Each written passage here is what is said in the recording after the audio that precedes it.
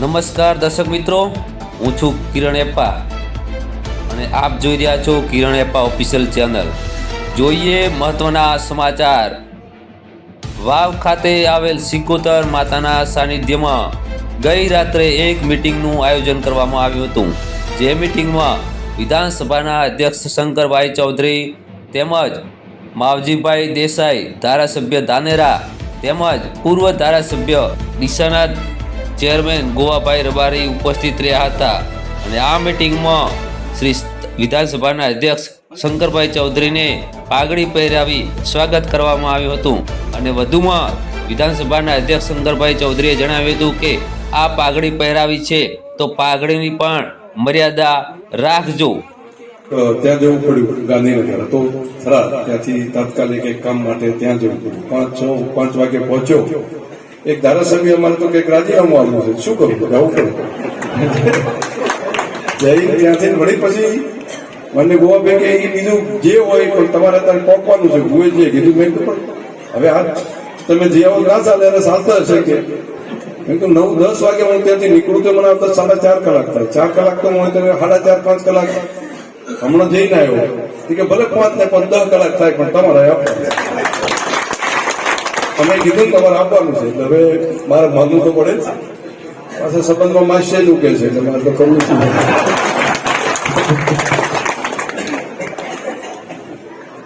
એટલે સારું છે, મને સારું લાગ્યું। પાઘડી એવી ભારે બંધાઈ છે, સર આ પાઘડીની આપણું તમારે બધાય રાખવાનું। બધું હાથવજો અને મારે લાયક કંઈ પણ હોય હક છે તમારો। ઘણી વખત પ્રોપરગંડા ખૂબ ચાલે। બે ભાઈ હતા હોય ને કમ્પ્લેટ હળીમળી રહેતા હોય એમાં ભાગ પાડવાનું કર્યું। એટલે હું એક વાત કરી જેમાંથી તમે બધા ડાયા માણસો છો જરા સમજજો। એક ગામ હતું, એક ગામમાં એક મા દીકરો બે રહેતા। મા દીકરાનો પ્રેમ એટલો બધો ના પૂછો, બધે લાગે કે કમ્પ્લેટ બધું કમ્પ્લેટ છે। દીકરો માં એમ બોલે મારો દીકરો તો સર્વન થયો। દીકરો એમ કે મારી માં છે ને તો આવી દુનિયામાં કોઈ માં હોય નહીં। એક જણા લાગ્યું મારું બેટું આ બધું આમ હરખું હેડ્યું જાય, આવું તો ચાલે નહીં, મારે કોઈ પણ રીતે આમાં ભાગ પાડવો પડે। માં દીકરો બે છે એમાં કઈ લખો તો પાડવો કાંક કરો।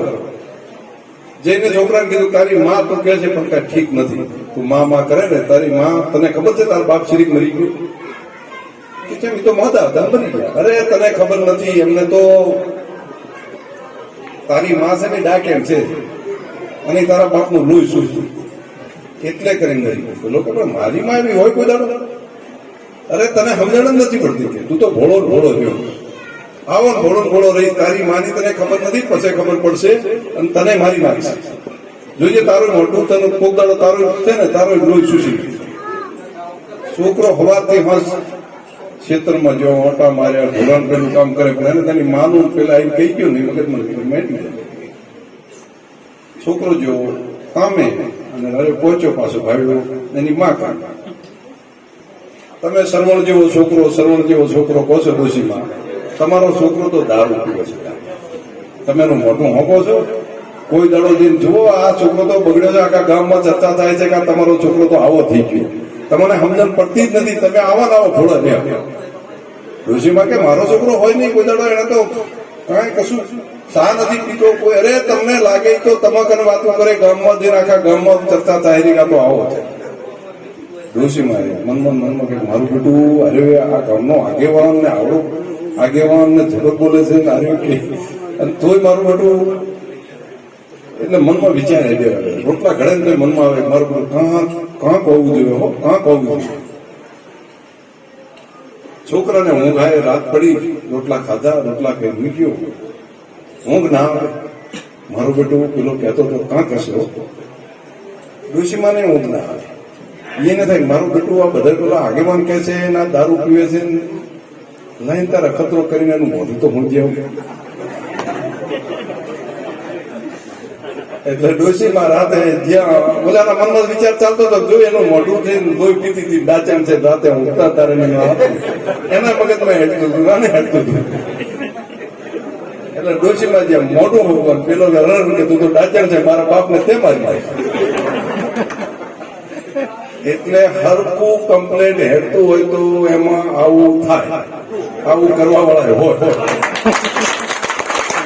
કોઈ દાડો નતો એવો સારો સમય ચાલુ થયો છે, કોઈ દાડો નતો એટલો સારો સમય થયો છે.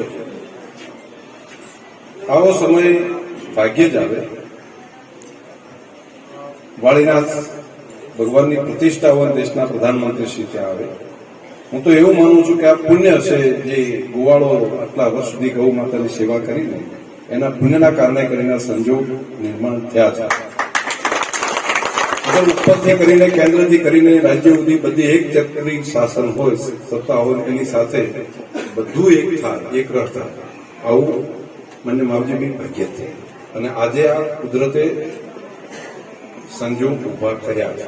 તો આ સંજોગને આપણે બધાએ મોટા માન્ય ગોવાભાઈ હોય, માન્ય માવજીભાઈ હોય, મોટા તો તમે ખરું કહો છો કે જાતે ગમે એટલી મહેનત કરે પણ મોર તો પૈસાથી રડિયામનો હોય ને. તો આ બધા ટેકો કરે તો ત્યાં આપણે કઈ વાત કરીએ બીજું ત્રીજું હોય તો અમે બધા ત્યારે મોટા થાય, તમે બધા સાથે હોય ત્યારે બધું થઈ. તો આ સમયને બધા ઓળખીને આગળ વધીને મને લાગે છે કે પ્રસંગ જયારે મોદી સાહેબનો હોય ત્યારે આપણે પાછી પાની કોઈ પણ રીતે કરાય નહીં. આટલી વાત કરવાની હતી. તમે મને બોલાયો અને માન્ય ગોવાભાઈને, માન્ય માવજીભાઈની સાથે સાથે તમારા શંકરભાઈનું તમે સ્વાગત કર્યું. એના માટે આ સ્વાગત એમને નથી, અહીંયા બીજું કોઈ નથી. હું એ વાતની ગંભીરતા સમજી શકું છું કે પોતાના પરિવારમાં સમજીને તમે સ્વાગત કરેલું છે કે જેટલા તમારા માટે ગોવાભાઈ બન્યા તમે, જેટલા તમે માવજીભાઈને માન્યા એટલો જ મને માનીને તમે માનશો.